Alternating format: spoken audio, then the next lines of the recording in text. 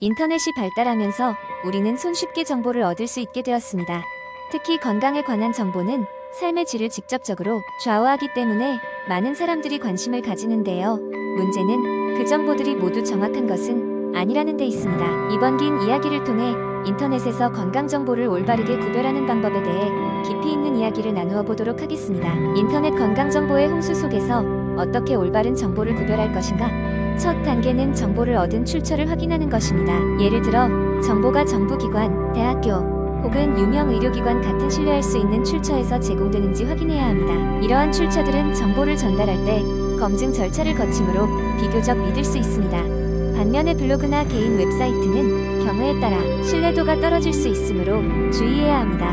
두 번째로는 정보의 업데이트 날짜를 체크하는 것입니다. 건강 분야는 끊임없이 새로운 연구 결과가 업데이트되기 때문에 날짜가 오래된 정보일수록 신뢰도가 떨어질 수 있습니다. 예를 들어 10년 전 정설로 여겨지던 내용이 최근 연구로 인해 수정되었을 수도 있습니다. 따라서 정보를 얻을 때는 최신성도 반드시 고려해야 합니다.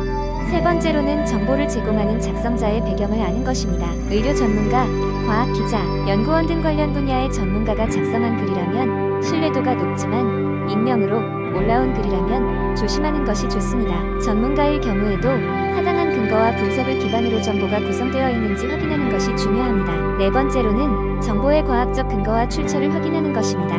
일반적으로 신뢰할 수 있는 건강 정보는 논문, 연구 결과, 검증된 데이터 등을 기반으로 합니다. 따라서 블로그나 웹사이트에서 보았던 내용을 다시 한번 찾아보거나 그 내용이 학술적 근거 없이 주장만을 나열하고 있지는 않은지 경계해야 합니다. 다섯 번째로 중요시되는 것은 공포나 불안을 조장하는 정보에 주의하라는 것입니다. 특정 제품을 구매하게 만들거나 질병에 대해 지나친 공포를 불러일으키는 정보는 대부분 상업적 목적으로 만들어진 콘텐츠일 가능성이 높습니다. 정확한 정보는 필요 이상의 두려움을 주지 않으며 항상 객관적인 데이터를 바탕으로 정보를 전달합니다. 마지막으로 정보가 너무 비현실적으로 좋거나 변화하지 않을 것처럼 보일 때도 다시 한번 판단해 보아야 합니다. 예를 들어 단시간 내에 체중을 급격히 줄일 수 있다고 하거나 모든 질병에 효과적이라는 만병통치약을 소개하는 경우입니다. 그런 정보는 대개 과장되었거나 심지어 사기일지도 모르니 각별한 주의가 필요합니다. 이렇듯 인터넷에서의 건강 정보는 다면적으로 분석하고 여러 항목을 확인해야만 올바른 정보를 얻을 수 있습니다.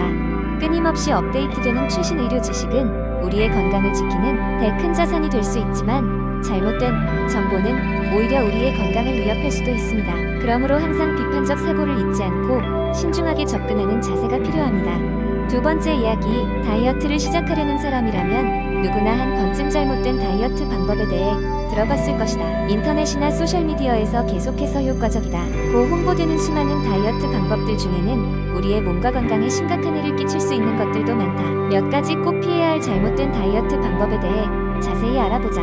첫 번째는 극단적인 단식이다. 다이어트를 빨리 끝내고 싶은 마음에 하루 한 끼만 먹거나 며칠간 아무것도 먹지 않는 극단적인 단식에 도전하는 사람들이 있다. 이는 우리의 신진대사에 악영향을 미칠 뿐만 아니라 우리 몸에 필요한 영양소를 결핍시켜 여러 가지 건강 문제를 일으킬 수 있다. 또한 이렇게 먹을 것을 극단적으로 제한하면 오히려 요요 현상을 겪을 가능성이 높아진다. 두 번째는 한 가지 음식만 먹기 다이어트다. 미디어에서 한때 인기를 끌었던 포도 다이어트, 바나나 다이어트 등을 예로 들 수 있다. 영양소의 균형을 무시한 채 특정 음식만 계속 섭취하면 단기간에 체중이 줄어들 수도 있지만 장기적으로는 영양소 결핍과 건강 악화를 불러올 수 있다. 이러한 다이어트는 여러 영양소의 균형적인 섭취를 방해하여 우리의 내부장기 기능을 저해할 위험이 크다. 세 번째는 무작정 칼로리 제한이다. 칼로리를 줄이는 것이 다이어트에서는 중요할 수 있지만 너무 낮은 칼로리 섭취는 몸을 피곤하고 무기력하게 만들 뿐만 아니라 신진대사를 악화시켜 장기적으로 체중 감량에 부정적인 영향을 미칠 수 있다. 몸이 필요로 하는 최소한의 에너지를 이해하고 그 이상을 섭취해야 한다. 네 번째는 식사 대용 쉐이크에 의지하는 것이다. 이런 제품들은 종종 빠른 체중 감량을 약속하지만 대부분의 경우 사용 후기에서 단순 설탕물이거나 장기적으로는 요요 현상을 불러오는 것으로 드러났다. 또한 식사라는 것은 신체적 건강뿐 아니라 정신적으로도 우리에게 중요하기 때문에 식사에 즐거움을 무시하게 되면 나중에 폭식으로 이어질 가능성이 높다. 다섯 번째로는 유행, 다이어트다. 특정 식사법을 맹목적으로 따르면서 실제로 자신의 몸에 어떤 영향을 미칠지 알지 못한 채 유행에 따라가는 것이 문제다. 대부분의 유행 다이어트는 체계적인 연구나 검증 없이 유행하고 끝나는 경우가 많다. 그러므로 다른 사람이 좋다고 해도 나에게 맞지 않을 수 있다는 것을 항상 염두에 두어야 한다. 이러한 잘못된 다이어트 방법들은 단기적인 효과를 약속할 수 있지만 장기적으로 우리의 건강과 행복을 희생할 수 있다. 진정한 다이어트는 극단적인 방법이 아닌 건강한 식습관을 통해 우리 몸에 맞는 방식을 찾아가는 것이다. 체중 감량은 단순한 숫자의 변화가 아닌 더 나은 건강과 웰빙을 위한 것이어야 한다. 그러므로 자신에게 맞는 건강한 다이어트를 찾고 지속 가능한 목표를 세우는 것이 중요하다. 세 번째 이야기, 언제부터인가 우리는 하루에 물 2리터를 마셔야 한다는 말에 익숙해졌다. 아침부터 밤까지 지속적으로 수분 섭취를 챙기는 건강한 삶의 상징처럼 여겨졌다. 그러나 이러한 믿음은 어디서부터 기원했으며 과연 현대 건강학에서도 진리로 통할까? 이미 신의 기원을 알아보기 위해서는 몇 가지 이론을 살펴봐야 한다. 첫째로 2리터 물 섭취로는 1945년 미국 과학연구위원회에서 제안된 매우 권위 있는 영양 권장량에서 시작된 것으로 추측된다. 그 보고서는 하루 동안의 물 섭취량을 약 2.5리터로 제시했으나 여기에는 음식 속에 수분을 포함시켜야 한다는 점을 간과한 것이다. 이 정보가 대중에게 전달되는 과정에서 소통의 오류로 인해 물만 2리터라는 다소 불완전한 조언으로 변형되었다. 또한 1970-80년대 대중건강 캠페인에서도 이러한 권고가 강조됐다. 그 당시 웰빙과 다이어트 붐이 일면서 우리 체중 감량이나 체내 독소 배출에 지대한 영향을 미친다는 믿음이 자리 잡았다. 이러한 견해는 특히 미디어를 통해 빠르게 퍼졌다. 유명한 헬스 전문가들이나 셀럽들도 각종 인터뷰에서 이 조언을 반복하면서 하루 8잔이라는 마법의 숫자가 사람들의 심금에 박혔다.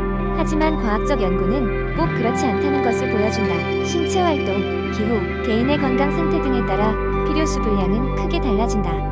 예를 들어 더운 날씨에 노출되거나 많은 운동을 한다면 더 많은 물이 필요하며 반대로 쌀쌀하고 촉촉한 환경에서는 그만큼 덜 필요할 수도 있다. 이와 같은 사실에도 불구하고 수십 년간 지속된 미신은 여전히 강력한 힘을 발휘하고 있다. 현대 의료계에서는 물을 많이 마시자 라는 일률적인 조언보다는 갈증을 느낄 때 마시자 라는 보다 유동적인 접근을 추천하고 있다. 인체는 갈증이라는 자연스러운 신호를 통해 언제 수분을 보충해야 하는지를 알려준다. 갈증을 느끼지 않더라도 껄끄럽고 건조한 입술이나 피로 등의 증상으로 수분 부족을 감지할 수 있다. 그러나 이러한 자연적인 신호에 의존하는 것이 어렵다면 하루 물 섭취량을 조절하는 다른 실용적인 방법들도 있다. 음식으로부터 얻는 수분을 고려하여 하루 총 섭취량을 반영하는 것이 중요하다. 과일, 채소, 국물 음식 등 다양한 음식에서 수분을 얻을 수 있으며 이는 하루의 필요 수분량에 기여한다. 결론적으로 하루 물 2리터라는 고정관념에서 벗어나 자신의 몸과 신호에 맞춘 수분 섭취를 하는 것이 중요하다. 각자의 생활 패턴에 따라 물의 필요량이 다르다는 점을 인정하면서 보다 건강하고 균형 잡힌 수분 관리 방법을 모색해야 할 것이다. 네 번째 이야기, 요즘 같이 바쁜 일상 속에서 마음의 평화를 찾기란 쉽지 않다. 특히 고된 하루를 마무리하고 집으로 돌아왔을 때 대부분의 사람들은 소파에 눕거나 TV를 켜고 얼마 남지 않은 여가 시간을 보내곤 한다. 하지만 고요한 저녁, 집에서 쉽게 따라할 수 있는 몇 가지 요가 동작을 통해 심신의 건강을 챙기며 하루를 마무리하는 것도 색다른 방법이 될 수 있다. 먼저 산 자세로 시작해보자. 이 동작은 모든 요가 동작의 기본이 되는 자세로 발끝에서부터 머리 위까지의 모든 근육을 고르게 사용하며 체중을 균형 있게 분산시킨다. 눈을 감고 깊게 숨을 들이마시며 몸의 중심을 느껴보자. 손끝과 발끝 그리고 척추가 쭉 펴지는 것을 느끼며 오늘 하루를 차분히 되돌아보자. 산 자세는 몸의 균형 감각을 키우고 마음의 안정을 찾을 수 있는 기본적이고도 중요한 동작이다. 다음으로는 고양이 소 자세를 이어서 시도해보자. 양손을 어깨 너비로 벌려 바닥에 짚고 무릎은 엉덩이 직하에 위치하도록 한다. 숨을 내쉬면서 등을 둥글게 말아주며 고양이처럼 아치를 그려보자. 그 후 숨을 들이마시며 배를 바닥 쪽으로 낮추고 머리를 들어 소처럼 자세를 만들어보자. 이러한 반복적인 움직임은 척추를 부드럽게 풀어주며 하루의 긴장을 자연스럽게 해소해준다. 이제 전사 자세로 몸과 마음의 활력을 채워보자. 한쪽 발을 앞으로 크게 내디디고 뒤쪽 다리는 45도 각도로 세운다. 양팔을 어깨 높이까지 들어올려 앞발 쪽으로 시선을 고정하며 균형을 유지한다. 이 자세는 다리와 팔의 근력을 키우고 스스로를 강력하게 느낄 수 있도록 도와준다. 숨을 깊게 들이마시고 내쉬며 지금 이 순간에 집중해보자. 마무리 단계로 사바사나를 시도해보자. 두 팔을 양옆으로 놓고 바닥에 등을 대고 편안히 눕는다. 이 완전한 휴식의 자세에서 자신의 호흡에만 집중하며 몸과 마음의 긴장을 모두 풀어준다. 하루의 끝에 자신을 온전히 맡기는 이 시간은 힘들었던 하루를 마무리하는 데 완벽하다. 이렇게 집에서 꾸준히 육아를 실천함으로써 우리는 몸의 유연성과 체력을 기를 수 있을 뿐만 아니라 정신적인 안정감과 마음의 평화를 얻을 수 있다. 이러한 소소한 실천이 쌓여 삶의 균형을 맞추는 데 큰 도움이 되어줄 것이다. 집에서도 충분히 따라할 수 있는 이 요가 동작들로 오늘 하루를 차분하게 마무리하며 내일을 위한 에너지를 충전해보자.